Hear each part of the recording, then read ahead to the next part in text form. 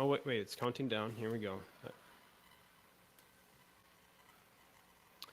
Hello, everyone, and welcome to the podcast. Today I'm talking with Daniel Krawisz.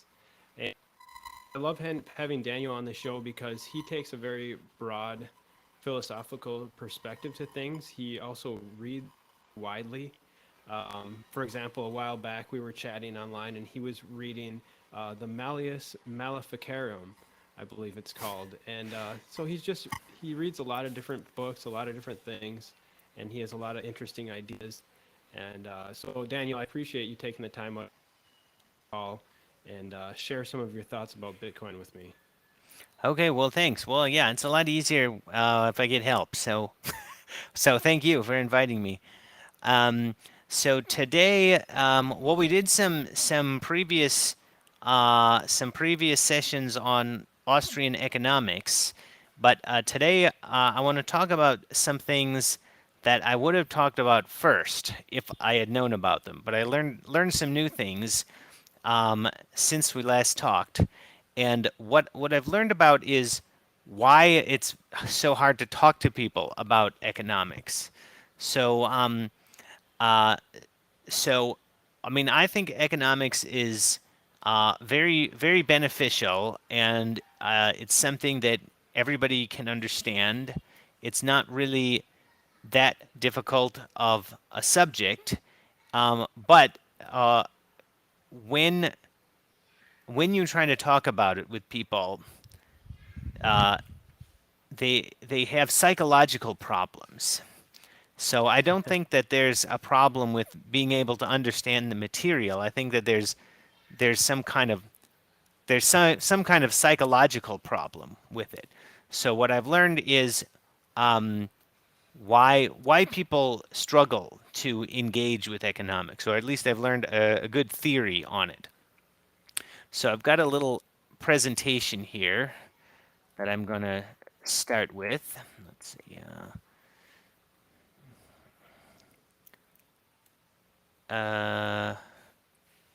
Well, now it's not letting me share the screen. It doesn't. Oh, okay. There's the problem. It just doesn't really even let me do um, full screen. So it's just being secure. So that's fine. Um, I'll just have to share a different screen when I get to some of the diagrams, but that'll be fine. So this presentation is called The Psychology of Risk. People are so unhappy about not having the impossible that they lie to themselves or live in fear regardless of how good things are, following Nietzsche and Ernest Becker. So, problem economics drives people insane. So, as I said, there's a big problem with talking to people about economics, and people don't want to learn it, even though it's extremely beneficial. And I mean, I guess we should talk about why economics is so beneficial. Well, economics enters into everything, and um, it's good to it gives you insight into how the world works.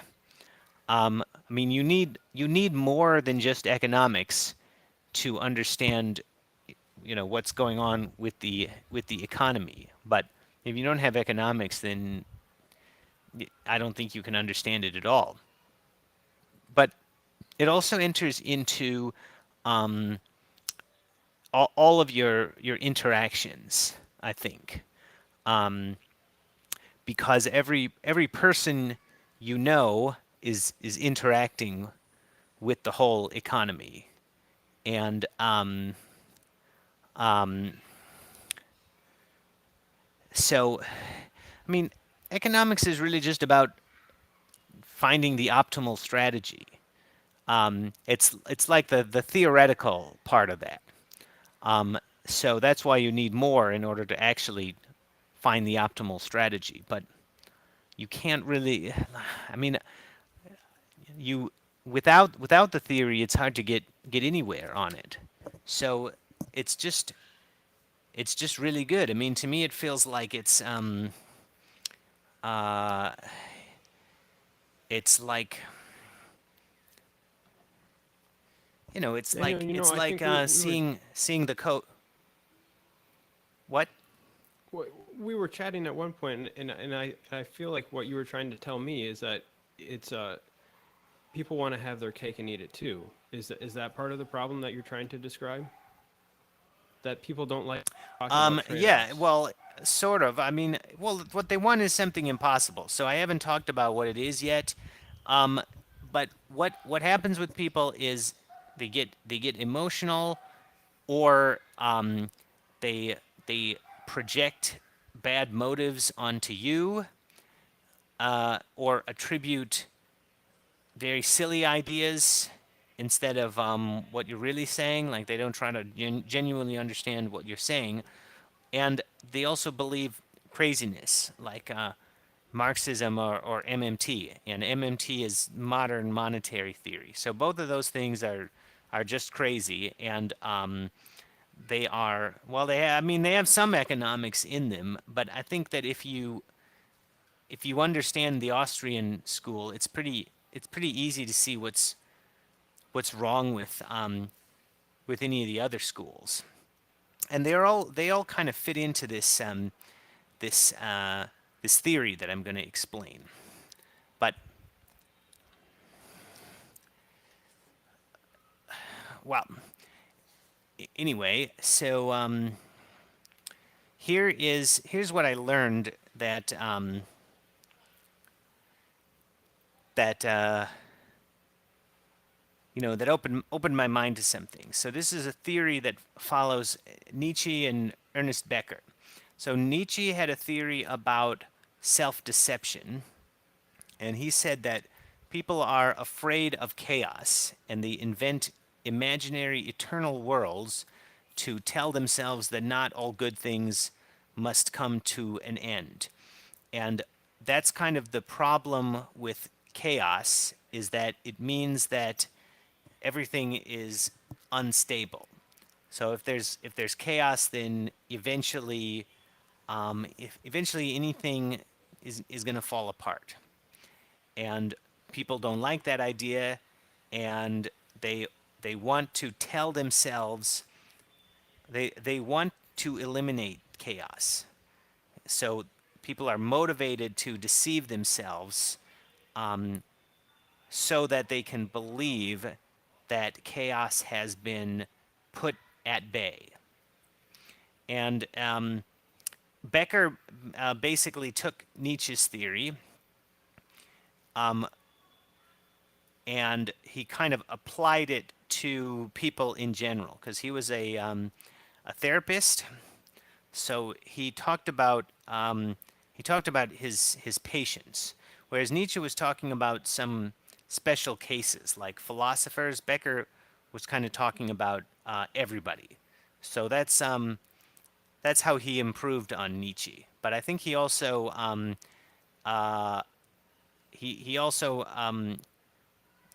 lost some important things from Nietzsche. So I think overall Nietzsche's theory is better, but Becker did some stuff better. So what Becker said is people are afraid of death, and they believe in illusions in order to attribute cosmic significance to their actions. So so what I think is good about Becker is that he tried to make a theory that's more general, that's for more people.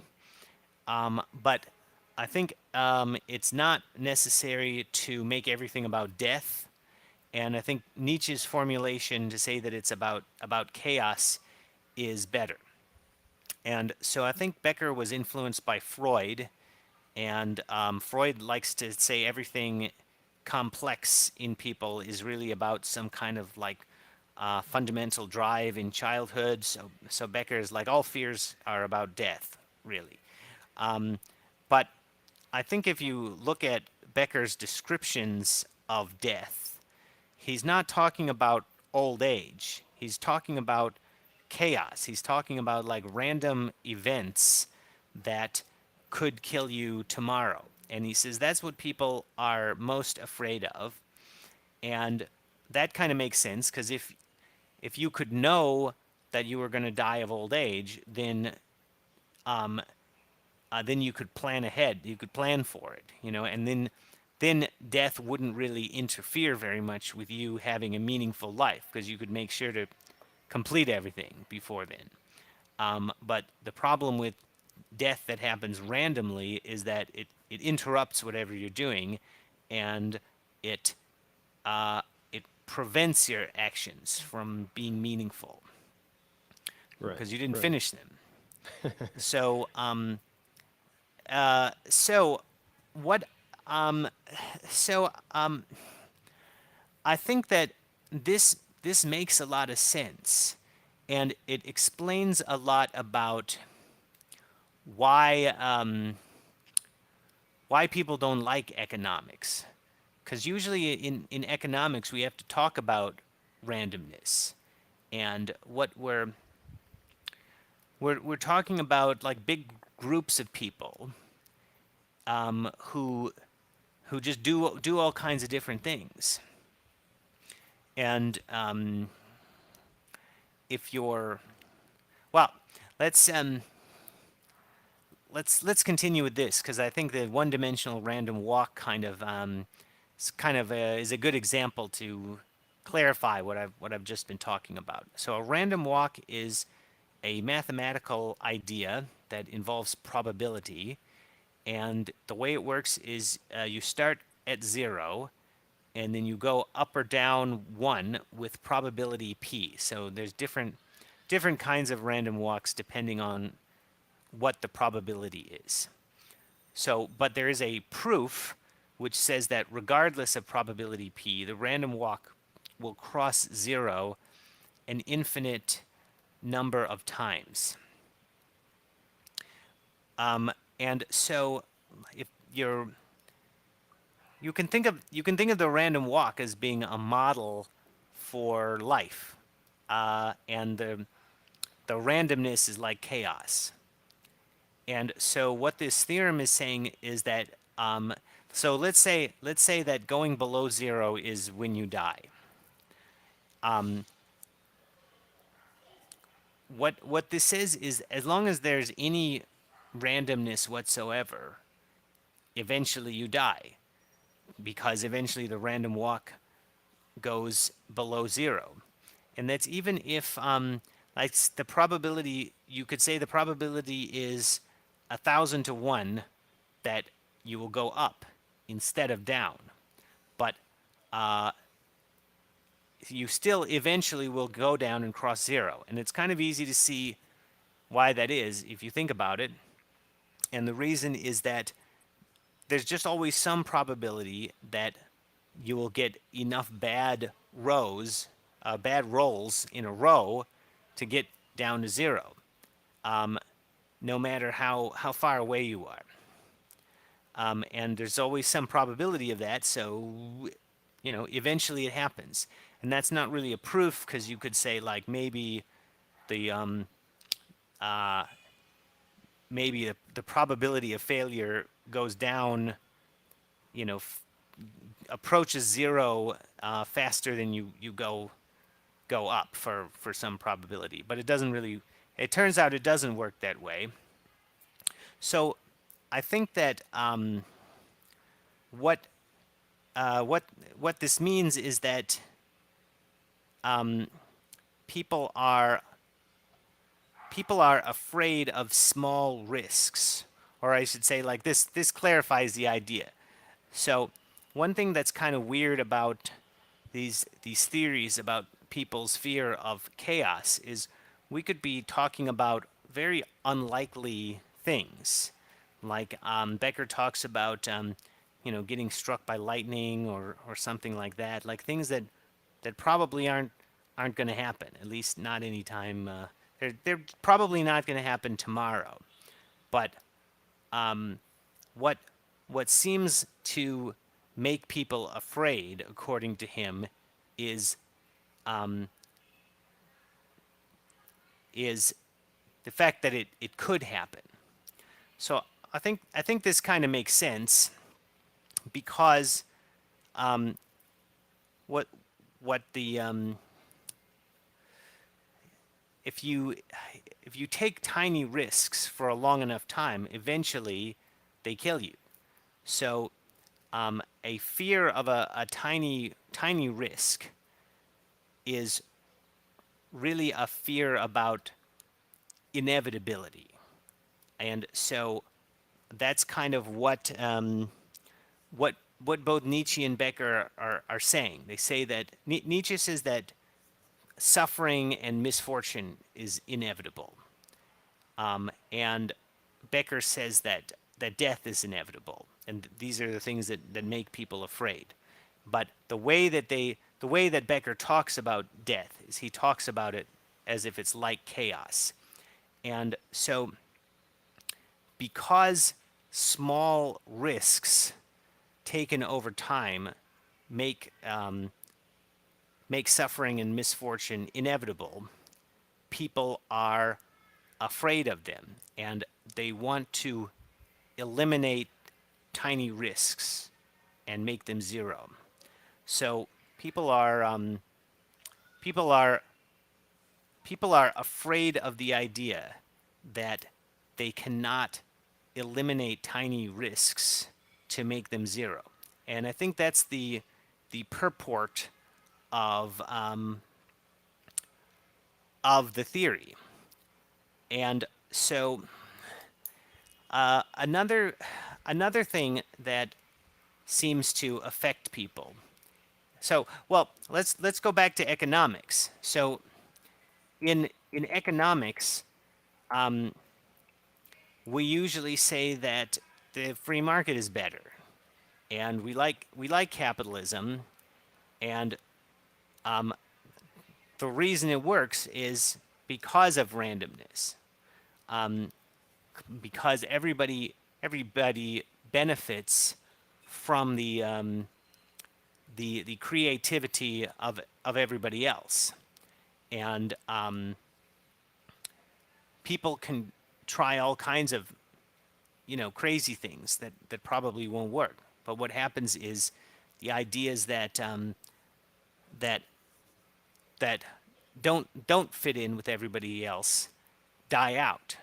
So then what we're left with is whatever's better, and that process works a lot better than designing everything centrally. So, according to this theory of psychology, people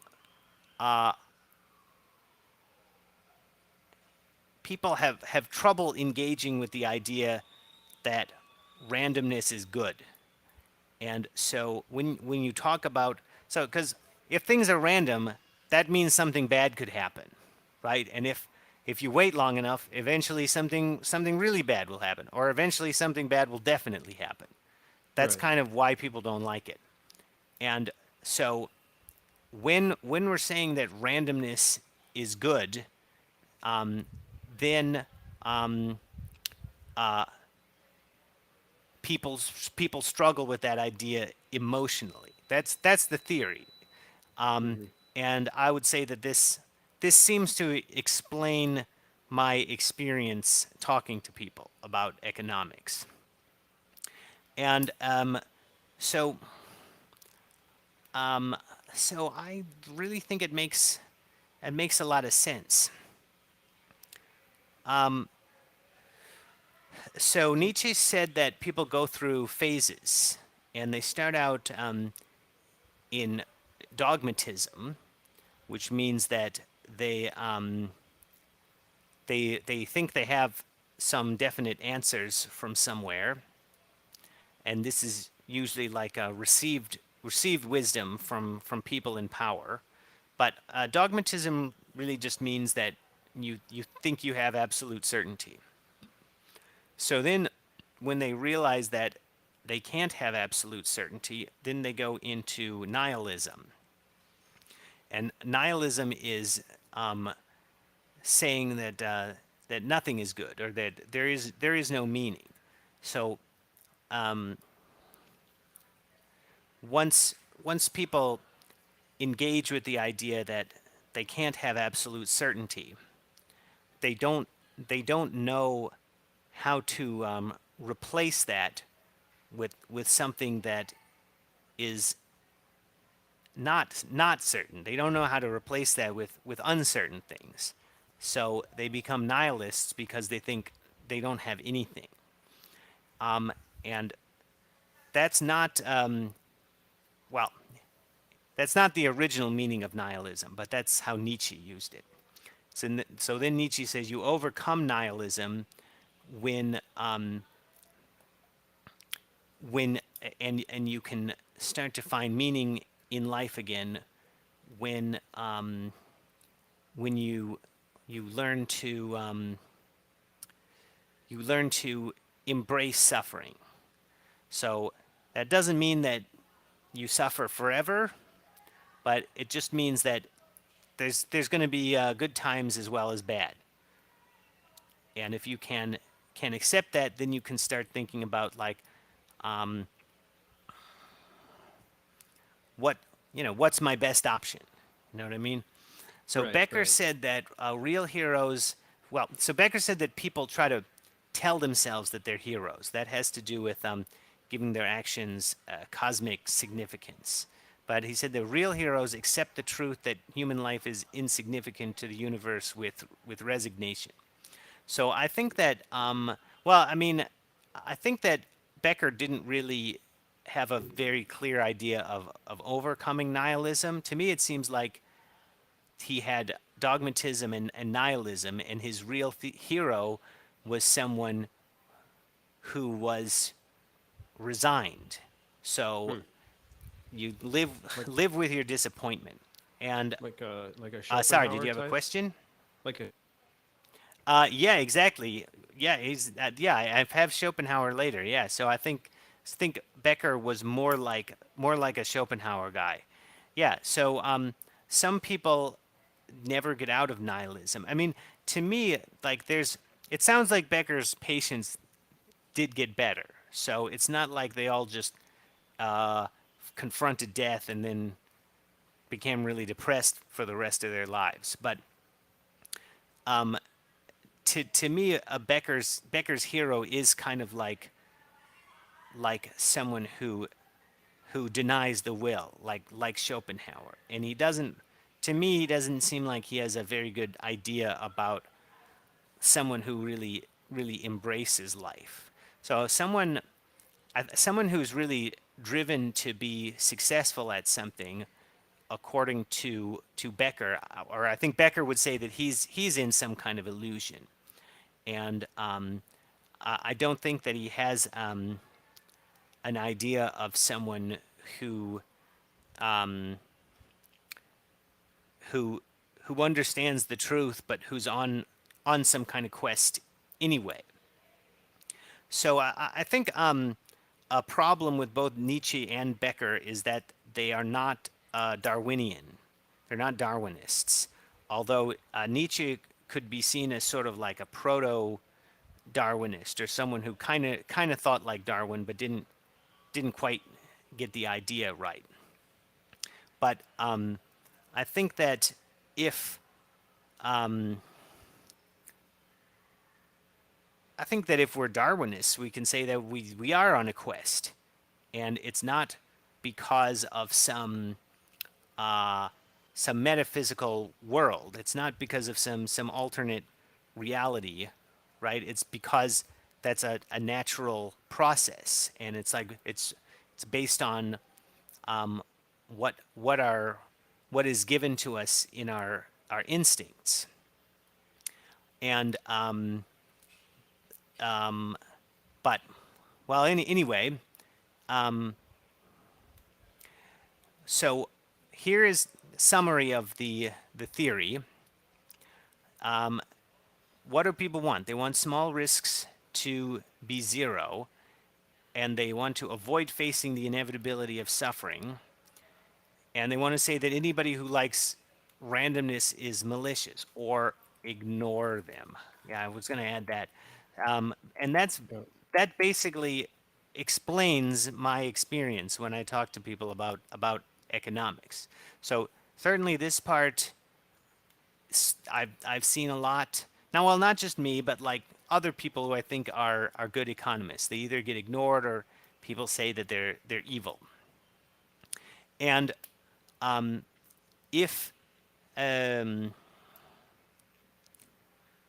if we hypothesize that people get emotional around the idea of risk, no matter how small it is. In other words, they don't have much nuance about how they think about risk, and they don't they don't want to accept the idea that you can't entirely avoid risk,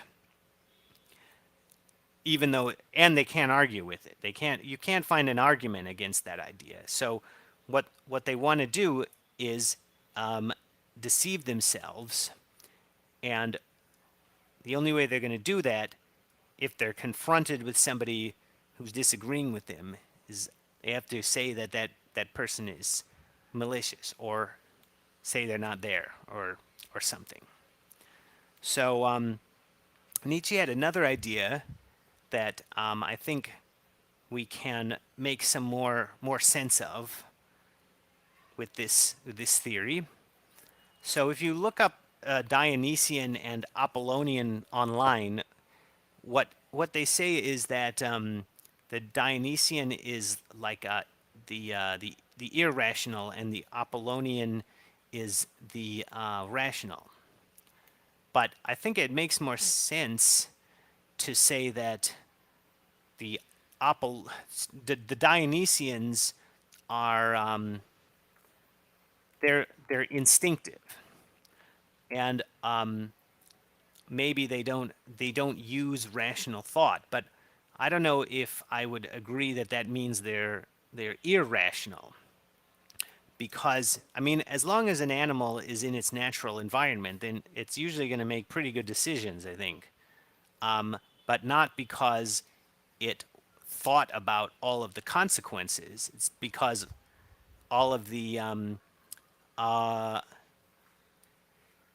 in the past, the related animals that made bad decisions got caught or didn't get enough food and died out.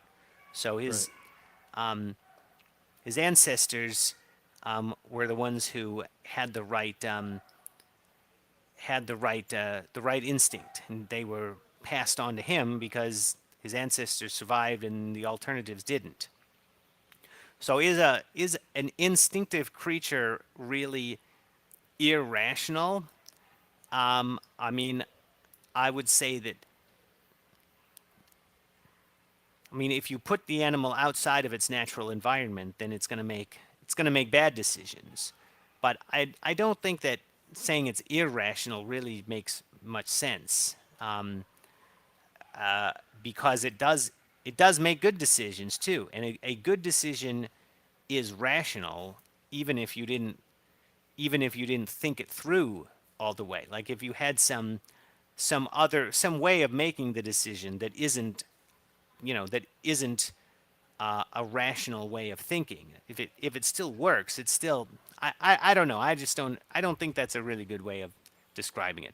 So Apollonians, they're people who claim to be rational. So like they say Apollonians are rational, but really they're irrational. And they claim to like rationality, but really they're driven by fears that they don't want to acknowledge. So they're not rational. They just say they're rational, and they say that people who like risk, or people who embrace risk, are irrational, when really those people could be making really good decisions. But they're driven by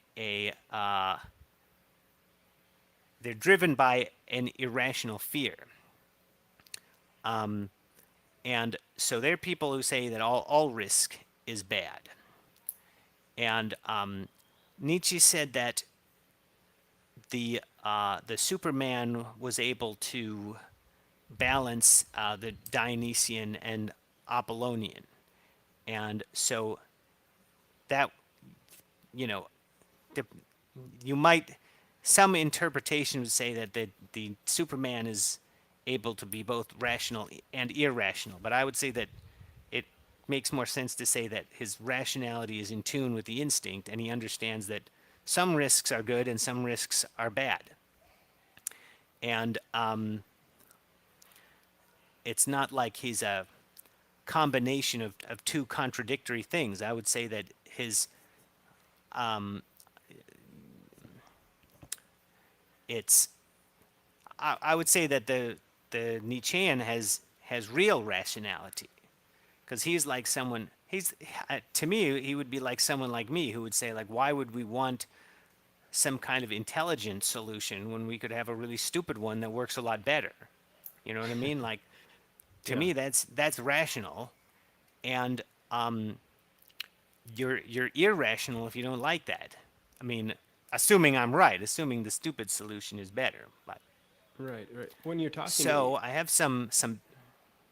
Oh, sorry. What were you saying? it makes me think about the solutions that we've seen lately, past couple of years with the COVID measures. I mean, there's people at like Tony Fauci who can't stand any chaos and think that they can have a totally rational approach, but there really needs to be some sort Yeah. of in Well, between method that embraces a sort of a market based or a on the ground approach. yeah, right. Well, okay. You should read this one Yep. next. So Oh, I've read it. Yep. Fauci is a con artist. Oh, great. Okay. Well, yeah. So he claims he pretends to be a rational person, but really he's playing a part. And so what? Well, maybe he's rational, but his goals are not what he not what he projects on people. So Yeah, and just for people who but might only be yeah, he listening to the audio, Daniel just held up a book called what's the title of it again, Daniel? That book that you held up? the real Fauci, Bill Gates, Big Pharma, and the Global War on Democracy and Public Health by Yeah. Robert F. Kennedy Jr. Yeah, so it's a It's pretty really good. I'm interesting only book, about but go halfway ahead. through. I'm only about halfway through, but it's good so far. So, but yeah, Fauci is appealing to the Apollonians in the audience, and he's appealing to people who want to listen to the experts instead of people instead of wanting to evaluate information themselves. So, like, I would say that things are much better when people figure out, they come to their own conclusions about what good decisions are, and people do different things, whatever they think is better, and that minimizes risk, because uh, there's a really there's it's really bad if we have a centralized solution that where there's a mistake, because then everybody gets hurt. If people just do different things, then at least one group of people, or well, it's more likely that at least some people are not going to get hurt badly. So so maybe if you're a an Apollonian, you would say that that's irrational, but that's rational, and it depends on recognizing that nobody has absolute truth. So there's no way that you can get everybody to do the same thing um, and know that they're doing what's correct. You know. Right.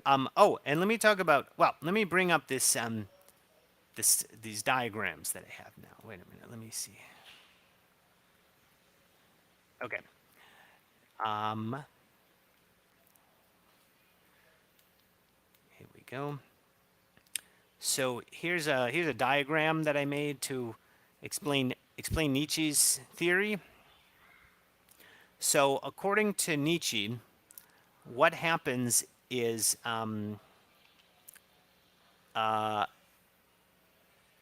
we start off where we're like animals, and we're just following instincts, and then we embrace risk, because um, our instincts tell us to do risky things, and that's not always good, because in the past Um, if Mother Nature was like a person, she would be like, well, we'll just make everybody try to kill themselves, and then whoever gets through it, they make the next generation. So it's fine. So your instincts aren't necessarily telling you what what's most likely to keep you alive. They're telling you drives um, um, that you're supposed to do, but they're not necessarily telling you about all the potential dangers, right? So then we have consciousness, and that brings about awareness of risk. So the realization um, that you are not immortal.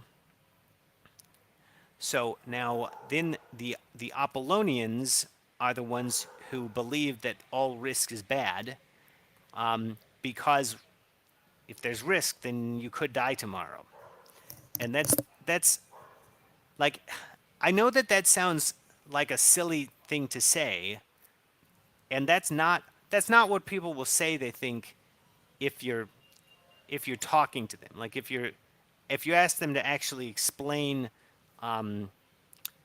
their idea, they won't say something like that. But it seems like people act that way, where they think all risk is bad, regardless of how bad it is, and there's no nuance. And not everybody is like that, because there are different choices people make. But to me, it seems like there's a lot of people out there who are thinking this way. And so then, if you believe that you have a way of eliminating risk completely, then you're a dogmatist. And then, once you realize that you can't really do that, then you become a nihilist, and then you say nothing is good, because all risk is bad, and everything has risk. So then nothing is good. And so there. See, I have Schopenhauer there, and Buddhism and Becker, and I think they kind of are like this. Hmm. And they're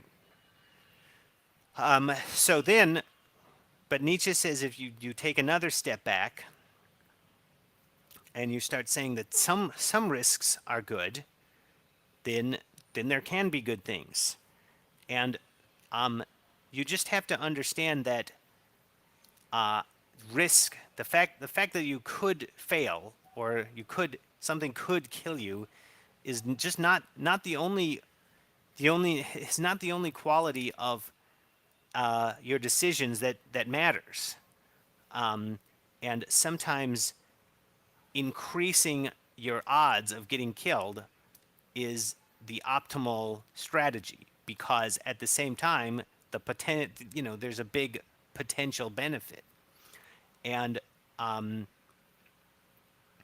so I think I think the best things in life only come through the Nietzschean category. So I think, I mean, I don't think people are all in one category, but it's more like, some people have really engaged with this kind of thinking, and have allowed it to really affect how they make decisions, and other people are more intuitive about it. But I think that if you think about this, like, good the best things in life only come if you make the decisions in the Nietzschean way, and you're willing to take on extra risk sometimes, when when the prospects are good. And in order to do that, you need to look at risks in a nuanced way. And so I put Warren Buffett down there. He's one of my favorite guys. And he what he and people like him do is they read up on tons of different companies, and they go through a lot before they find one that they want to buy, and they try to figure them out really carefully. because they are worried about risk, but they know that there's also reward. And so while Nietzsche was also influenced by Heraclitus, of course, I put him on there. So I've been really interested in this diagram because I think it's a really good way to think about people, and I really think that there there are really big problems with the way that some people make their decisions. I mean, many people that I've interacted with, I would say, and I think that if I imagine that this kind of thing is what's going on in their minds, then it just makes a lot more sense. So, like one thing that was really surprising to me was when I would try to talk to people about why Bitcoin is a good idea. So what I found out is that almost nobody will say that will understand at the same time that Bitcoin has good prospects and at the same time there's significant risks. And that kind of makes sense of this. Like it seems like some people they're so convinced that Bitcoin will be successful that it doesn't even matter if they completely ruin it. So that's like everybody in BTC, and they're like the dogmatists. And Yep. then people who, then other people won't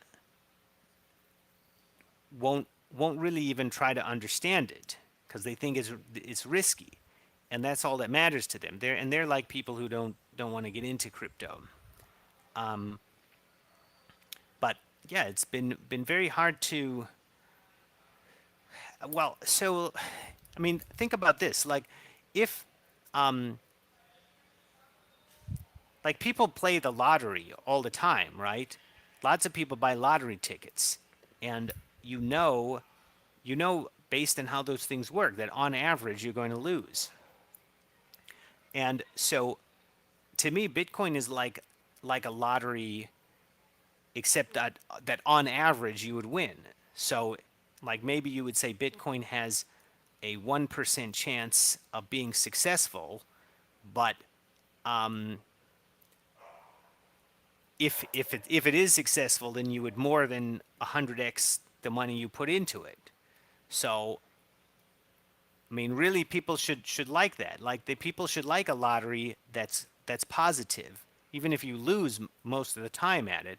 That just means don't put all of your money into it. You should put not. I mean, if that's what you thought, if you thought that it's 1% chance of being successful, then you wouldn't want to put more than 1% of your money into it. And what you would want to do is find find lots of different things that have a small chance of being really successful, and then it would it would average out to being something that will probably increase what you have, but of course not necessarily, because there's always a chance that everything you get will fail. You just reduce that chance if you get different things. So it, you see what I mean? Like it's very hard to. It's just been hard for me to talk to people about this kind of thing. And according to Nietzsche, most of the people are stuck in the dogmatist category, and then a small fraction of them escape into the nihilist category. But then the Nietzschean category is the rarest of all. And well, I think it's really kind of sad because well, as I said, I think good things in life comes from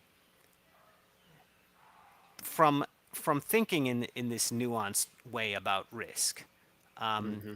and people who can't do it are, well, they miss out on benefit. So if you're the nihilist, you're avoiding benefit because you're afraid of risk. And then if you're the dogmatist, what you do is you do risky things and then pretend that they're not risky. So in both cases, you're losing out. Right. So Well, let's go back to this statement I had up in my presentation earlier that says the optimal strategy involves risk. So what's going through the mind of somebody if they're who you're talking to if they're trapped in this diagram? So if they're a dogmatist, then what they're thinking is like first of all they're you're messing with them because you're saying that the optimal strategy isn't perfect. So they're screwed up because the best possible thing is not as good as eternal bliss in heaven, right? So that's like the first thing they're thinking. And then the next thing they would be thinking is like every suboptimal strategy involves more risk. And if they don't like any risk, then it's like you're telling them that not that they need to be like the perfect profit maximizer, or else they have or else they have more risk than they need, and all risk is bad. So you're you're putting a lot of you're giving them a lot of stress by saying something like that. Whereas Yeah. to me, like nobody really knows exactly what is optimal. If we have some theoretical economic idea of what is optimal, we can try to guess at where that is in the real world, but we never know exactly how the real world corresponds to the economic theory because we never have enough information. And so to me this is like it's like you just try your best at the game. It's not like you don't have to do perfect at it. But Yeah. it's like one of those old arcade games where it's you're supposed to get they they rank people's scores in the game, and that's kind of that's you can get on the scoreboard if you do really well. And so if you're an Apollonian, it's like saying like if you're not at the top of the scoreboard, that's not good enough, because in Mm. their minds everything that's not perfect is too scary. But I'm Right. just saying let's just play the game and try to do the best we can. Yeah, I like And that. that then the nihilist is like somebody who's saying we'll just run out of quarters eventually, so why bother? But it's like it's the only game there is, so why not? That's my attitude. Yeah. Yeah, I So like that. Have you found other so I ways have it's been useful for you? Oh, you've got another diagram. Okay. Great. yeah. So I was just thinking about the manosphere, because I think we see this pattern of nihilism, dogmatism, and nihilism, and Nietzschean in there. So, and this is something that's more modern that I think people might be more familiar with, or might matter more to people today. But so in the dogmatist category, I put feminist, MRA, which stands for men's rights advocate, and blue pill. And so and for Apollonian, I put instinct as evil, because that's what they think, because instinct might tell you to do something irrational, you know. Hmm. And so a while back we started with feminism, and that's sort of like a version of communism, or a variant of communism, that says that well, I mean, I would say all egalitarianism is a way to put people off their guard, as a way to secretly try to invade and control everything. And then you say like, oh, everybody is equal when like somebody's really, pulling the strings from behind. So Right. that's what the communists want to do with government, and that's kind of what the feminists want to do with society and culture.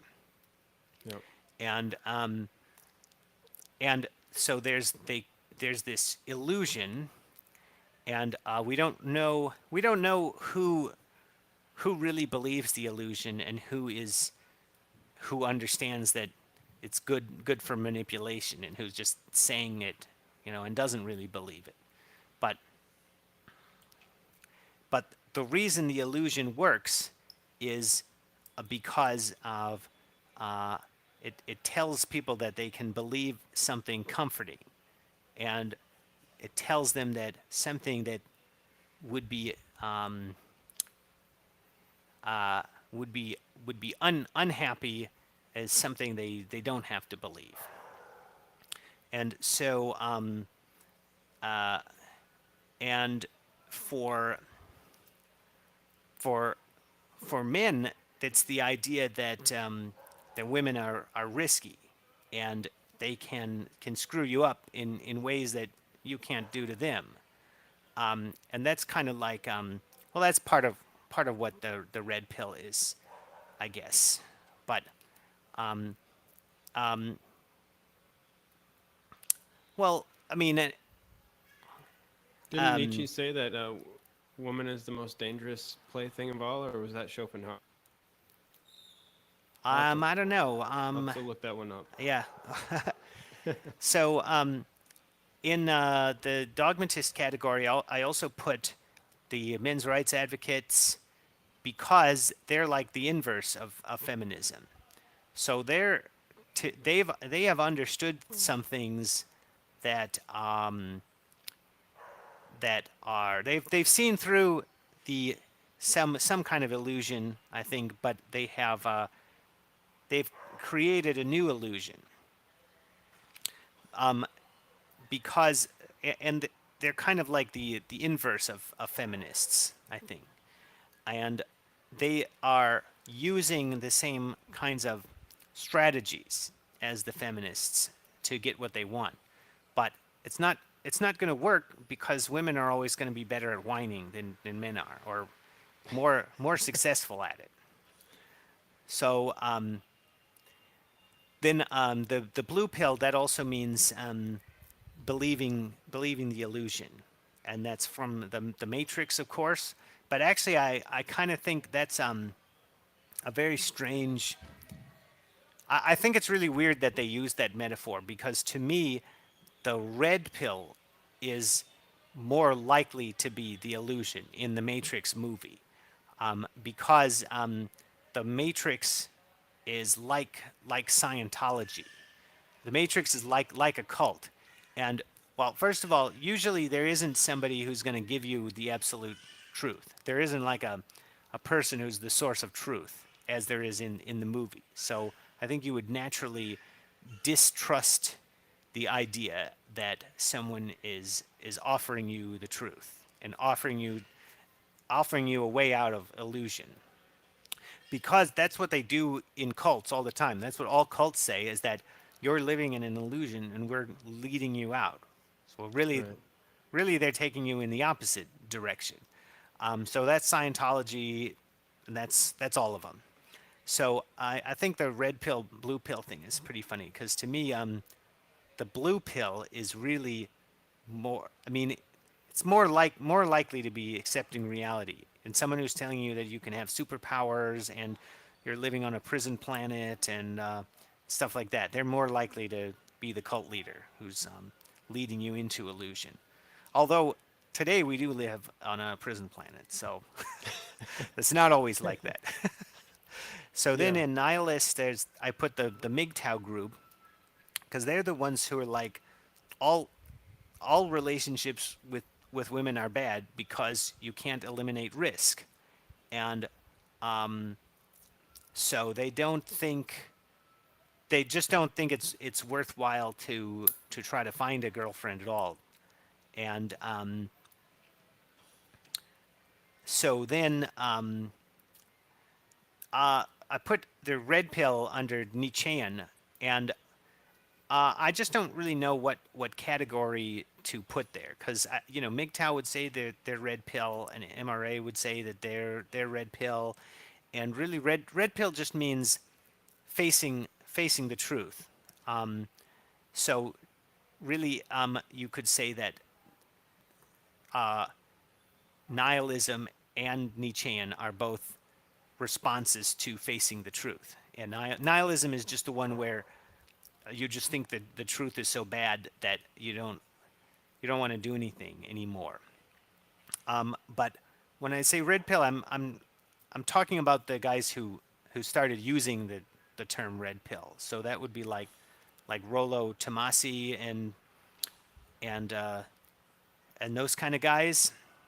But they're the ones who are just trying to say, like, this is what the reality is like, and this is how you optimize your success in it. Yeah. And so nobody um,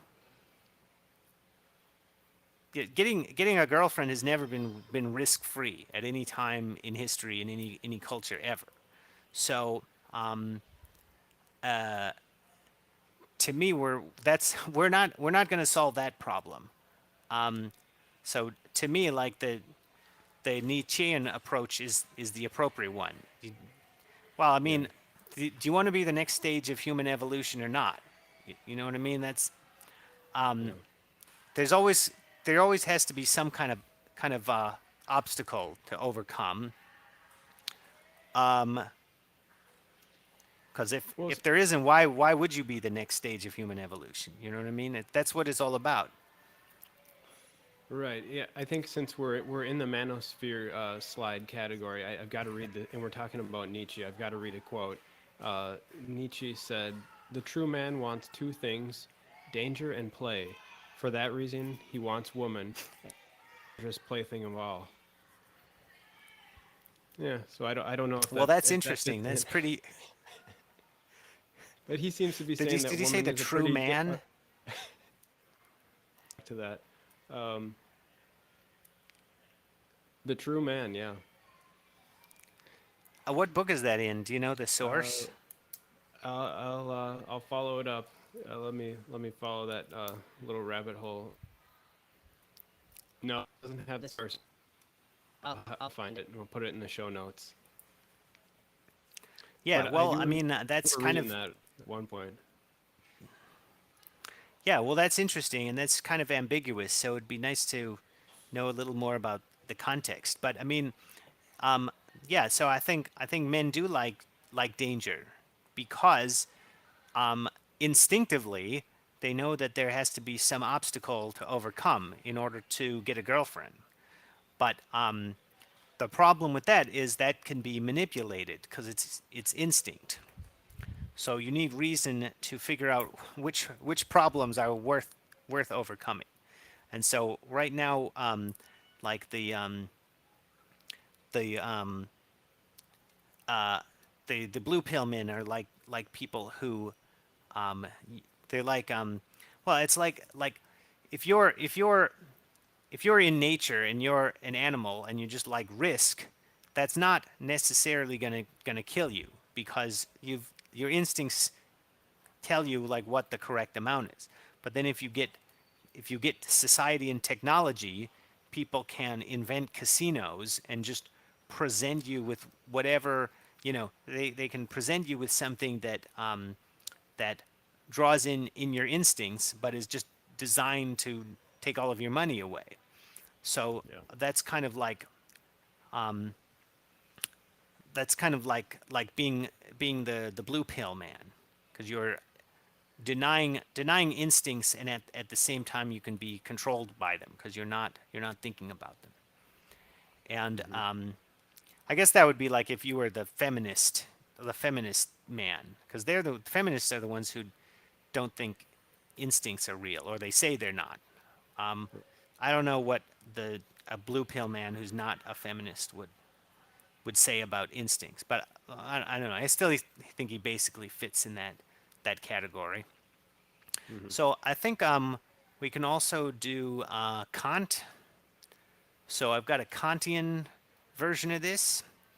So the Dionysian, that's like somebody who just believes things, whatever, without thinking about why they believe it. So may accept they accept the faith of their fathers, or they have religious experiences or something, inspiration.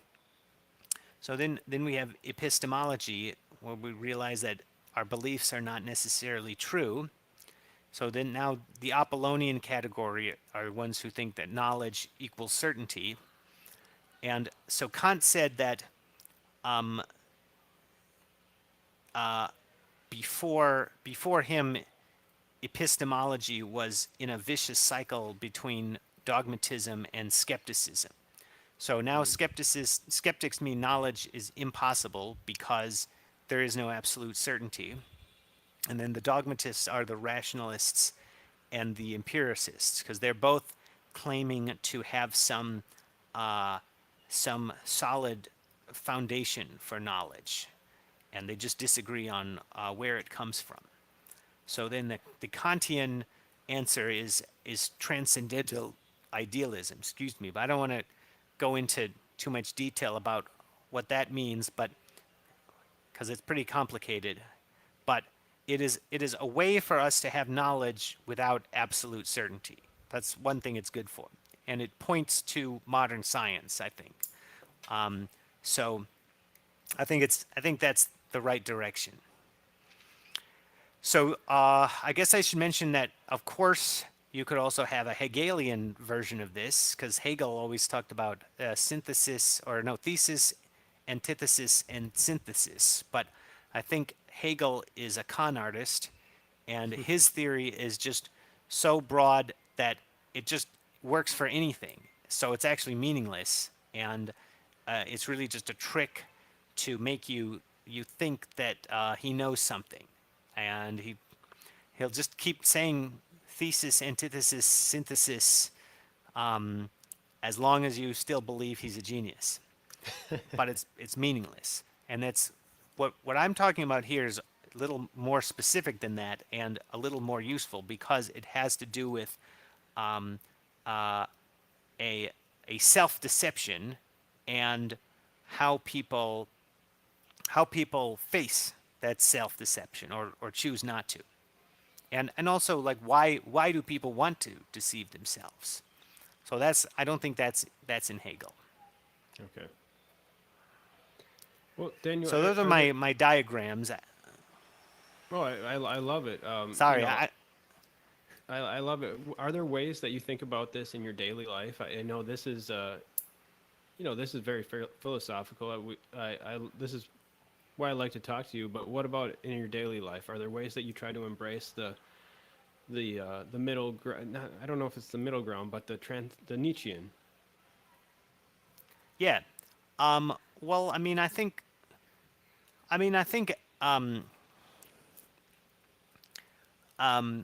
oh, here we go. I'll go back to the Nietzsche diagram.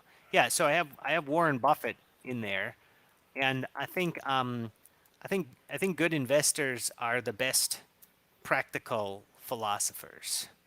So, and I think that investment strategy is something that's really about all life. Or it's not just about what you buy and sell. It's not just about your portfolio, but the ideas in it can be applied more broadly to everything you do. Oh, and they're good even if you don't have enough money to invest in anything. Even if you're like someone without extra money. I think you can still apply them to your life, because you have time, and you have to think about how to use that time, and you have to you you have to assess risk in order to figure out what's likely to grow, and and if Warren Buffett said that his best investments were his house and his wedding ring. So those are not things that that he sold for billions of dollars. Those are not things that made him or they made him a billionaire, but Mm-hmm. they're things that gave him a good life. And so that shows you that that's what he's really thinking about. And Yeah.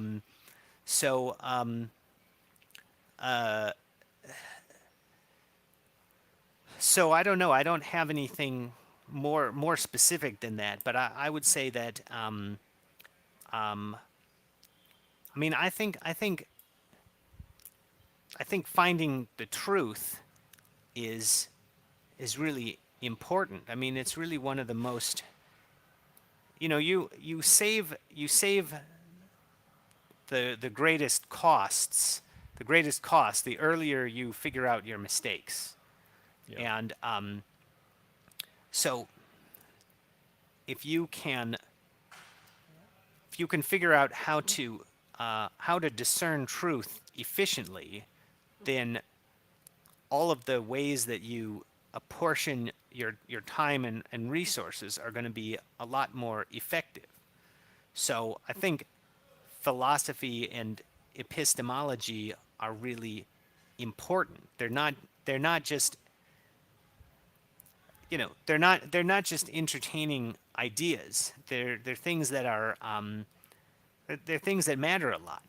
And usually these famous philosophers talk about epistemology in terms of science, but um, there's all sorts of important hidden truths around, that are not about abstract science. Just like what's really going on in the world right now. That's a pretty difficult question, and it's really important to your life, because if something happens that you weren't expecting, then you can get really screwed up. And and I talked about cults earlier, but just more generally thinking about scams, big and small, right? There's scams everywhere, and if you're not good at discerning truth, then you can get scammed more easily. So I think all of this stuff is really is really important. It's not just it isn't just playing a game. Oh, speaking of games, there was something I was going to mention earlier, Mm-hmm. because I think one of the things that makes me think that this theory is good is that people I know often are the kinds of people who like to play games, because that's something I like. And they don't have trouble assessing risk when we're talking about something with no stakes, like if we're playing Settlers of Catan or something, because um, they can analyze the game and it doesn't drive them crazy. But the moment the moment we bring real life into it and we start thinking of life as a game, then that's when um, that's when problems seem to arise with people who seem like they can be rational when we're not talking about real life. Mm-hmm. And so, but I think that I think you can. Well, I mean, you need to strategize about everything you do and about your life as a whole, or else or else things, or else your random walk isn't as good, right? I mean, you can't Yeah. plan everything out. Um, you can't plan everything out, but I think you can think about decisions in general, and then think about what you know about any particular decision that you come across. Um, so, well, Well, um, oh, yeah, I love what you've shared with us so far. I mean, you've given a lot of food for thought, and I've got to go though. I've got to put my kids to bed. But maybe we can, I mean, we can explore more topics in a future episode at some point. But bring us Oh, home here. okay. I Well, mean, let me add a closing thought then, because you asked for some questions and we didn't even hmm get to answer any of them. But there was one that was yeah, really important, so I think I'm gonna try to answer it really quickly. But somebody asked, what what is well, now I don't even remember the question, I but let he me. asked about the value of money and about Bitcoin. Yep. So I've always said that the value of money is the other people, and hmm the reason that's true is that the reason the the reason you would want to hold cash is that new opportunities can arise that you didn't know about. So when you buy stocks, you're too committed, and if some new opportunity comes along, it's not necessarily a good idea to sell that stock in order to take advantage of the new opportunity. So holding cash is sort of something that puts you first in line for new opportunities. And some business can suddenly go on sale. There can be a sell off, and it's only if you have cash then that you can get into it. So money is about new opportunities, and who creates those new opportunities is the entrepreneurs. It's the other people who use that money. So if you want to make money more valuable, what you need to do is make the other people into better entrepreneurs. So I'm glad somebody asked that, because I've been trying to tell people what the value of money is ever since I got into Bitcoin, and it's just like nobody ever wants to talk about it, and it feels like I just kind of say this kind of thing over and over again, and I don't really see that people are uh, well, I think everybody wants Bitcoin to go up, but why don't we figure out what we can do to make that happen? So to me, that's what I just said is really the best way of doing it. So like what I'm doing now is the optimal way of making Bitcoin go up. And Bitcoin BSV, for anybody who's not familiar with what's going on right now, that's the real Bitcoin. That's the only one that's any good. So what I'm doing now is am improving the other people. I mean, hopefully. I mean, I think this will be useful information. And but well, so far I just haven't really seen people really get the idea that doing this kind of thing is for improving the investment in Bitcoin.